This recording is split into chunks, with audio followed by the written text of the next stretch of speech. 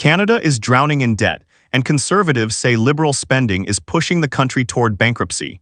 In today's clip, a conservative MP delivers a brutal warning that leaves the government scrambling for answers. Instead of answers, Canadians hear excuses. Conservatives argue that after years in power, the Liberals can no longer dodge responsibility for the economic pain families are feeling. The member for Leduc-Wetaskiwin. Mr. Speaker, less than a year ago, the Liberals got elected on a platform that included an already astounding $62 billion deficit and lower food prices for Canadians. That deficit grew to $78 billion in the fall, and this week they announced $12 billion in new spending to deal with the ongoing food inflation crisis that they created. This is a massive bill that will inevitably be passed on to the next generation. How have we gone in just a decade from a country with a balanced budget and the richest middle class in the world to a country that has to borrow from our kids to subsidize groceries for a quarter of our population? With grocery bills, rent, and interest rates at record highs, this exchange reflects a growing frustration among Canadians who say they simply can't afford Liberal policies anymore. What the Bank of Canada gives as a guideline, Mr. Speaker, at 2.4%. The food inflation that he points out, yes, this is admittedly a challenge for the country, but the Conservatives are fond of citing reports. The problem is they never read those reports. The Dalhousie University Food Price Index says that climate change is primarily responsible for food inflation in this country. In the meantime, what we are doing is introducing the Canada Groceries and Essentials benefit. As we've heard, almost $1,900 for a family of four in his constituency, in mine, in all of ours. I'm a member for Leduc-Wetaskiwin. Mr. Speaker, I didn't note an answer to the question there. Earlier this week, CTV's Vashi Kapelos pointed out to the Liberal House Leader, quote, "What you announced yesterday is more than $11 billion of additional government spending. Nobody from your government has said how you will pay for it." As he does daily in this House, the House Leader completely ignored the question twice. Now that he's had some time to think about it, will the House Leader stand up and tell us where the billions of dollars will come from? Why was it not in the Liberal budget less than 3 months ago? And what is the current budget deficit number that the Liberal cabinet is now working with? The Honourable Parliamentary Secretary to the Minister of Citizenship, Immigration and Refugees. A fiscally responsible approach is what this government is committed to, and that's exactly what we will fulfill.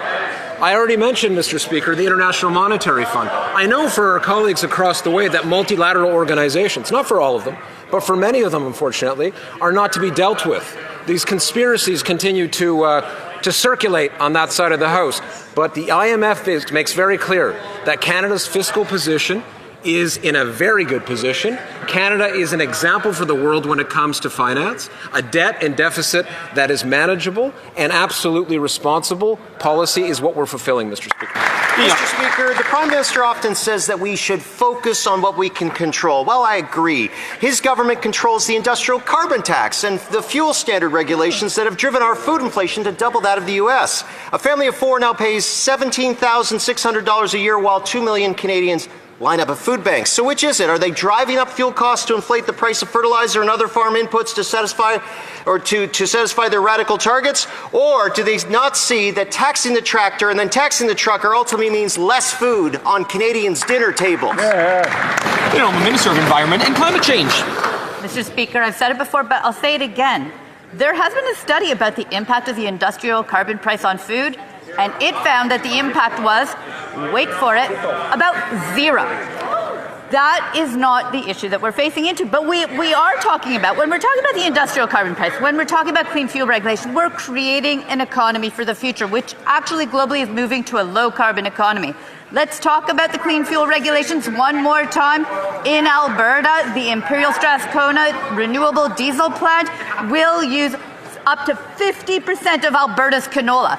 Those are opportunities for farmers, they should be saying. Member for Okanagan Lake West, South Kelowna. Mr. Speaker, the Prime Minister often speaks about the levers they can pull. Well, doesn't he keep slamming the one called permanent grocery price hiking? His fuel tax fixation adds 7 cents today and rockets to 17 cents a litre, an outright hunger hike hitting every part of our food supply chain. So when will the Liberal government finally show some common sense and pull the lever that pauses this food cost explosion? Or are they simply intent on letting more Canadians go hungry to protect their radical ideology? The Honourable Minister of Environment and Climate Change. Mr. Speaker, we sit in this House day after day, and what is so shocking is their focus on imaginary taxes.